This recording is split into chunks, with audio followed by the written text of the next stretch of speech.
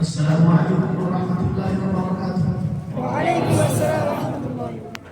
الحمد لله رب العالمين والصلاة والسلام على أشرف الأنبياء والمرسلين وعلى آله وصحبه ومن تبعهم بإحسان إلى يوم الدين. أما بعد আজকে স্বাধীনতা দিবস আজকে ৭৮তম স্বাধীনতা দিবসে আমরা একত্রিত হয়েছি। এই স্বাধীনতা দিবস ভারতের একটি জাতীয় দিবস। এই দিবসে এই দিনে ভারত স্বাধীন হয়েছিল ১৫ আগস্ট ১৯৪৭ সালে।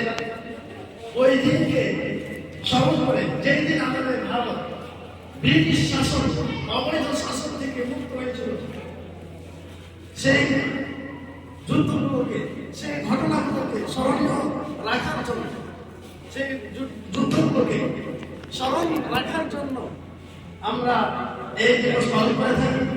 যেই দিনে আমরা আসল স্বাধীনতা পেয়েছি। অবশ্যই স্বাধীনতা প্রত্যেকটা দেশের জন্য জরুরি। নিজ ধর্ম পালন করার জন্য, চলাফেরা করার জন্য, প্রত্যেকটা বিষয়ের জন্য স্বাধীনতা জরুরি। এই কারণে ইসলামের স্বাধীনতার অনেকটা গুরুত্ব রয়েছে। ইসলামের বিশেষ কিছু জিনিসে এবং বিভিন্ন জিনিসে গোলাম আজাদ করার কথা বলেছে, গোলামকে স্বাধীন করতে হবে এই কথা বলেছে। এই কারণে যে ইসলাম গোলাম চায় না, ইসলাম দাস চায় না, ইসলাম চায় স্বাধীনতা। ইসলাম চায় দাস মুক্ত মানুষ যাতে করে স্বাধীনে যাতে করে নিজের জীবন যাপন করতে পারে, নিজের ধর্মের উপরে আমল করতে পারে, নিজ ইচ্ছায় তারা নিজ প্রতিপালকের, নিজ সৃষ্টিকর্তার ইবাদত করতে পারে, ইবাদত বান্দগি করতে পারে। এই চাই ইসলাম। আজকে এই স্বাধীনতা দিবসে আমরা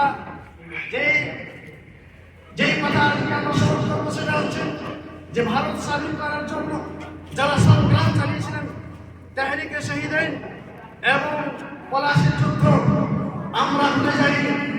আমরা এগুলোকে আমাদের স্মরণ করার উদ্দেশ্য হচ্ছে এটাই যে যারা এই ভারতকে স্বাধীন করার জন্য নিজের রক্ত ঝরিয়েছিলেন, তারা হয়তো স্বপ্ন দেখেছিলেন শুধুমাত্র যে ভারত স্বাধীন হবে, কিন্তু ভারতের স্বাধীনতার ফলাফল এবং ভারতের স্বাধীনতার স্বাদ তারা গ্রহণ করতে পারেনি।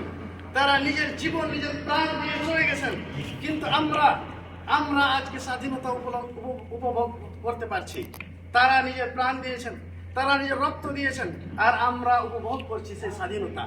এই কারণে আমাদের উচিত ওই স্বাধীনতার জন্য যারা সংগ্রাম চালিয়েছিলেন, যারা লড়াই করেছিলেন এবং ব্রিটিশ শক্তিকে এই ভারত থেকে যারা মুছে ফেলেছিলেন, তাদেরকে চেনা।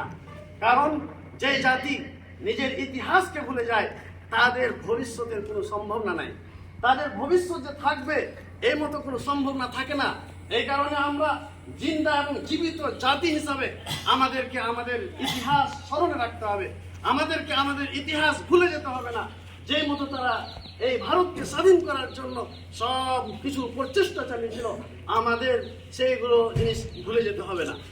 সম্মানিত উপস্থিতি, যাই হোক, আরও রয়েছেন যারা এই সম্পর্কে কথা বলবেন। শুধুমাত্র বলি, যেটা পলাশির যুদ্ধ বাংলার মধ্যে হয়েছিল, সেই যুগে বাংলার রাজধানী ছিল মুর্শিদাবাদ। সেখানে বাংলার শেষ নবাব সিরাজউদ্দৌলা এবং ব্রিটিশ শক্তি তাদের মধ্যে লড়াই হয়েছিল। যে লড়াইয়ে নবাব সিরাজউদ্দৌলা পরাজিত হন, তারপর থেকে 1757 সাল থেকে নিয়ে একেবারে 1947 পর্যন্ত 200 বছর ধরে ব্রিটিশ শক্তি এই ভারতের মাটিতে শাসন চালিয়ে যায়।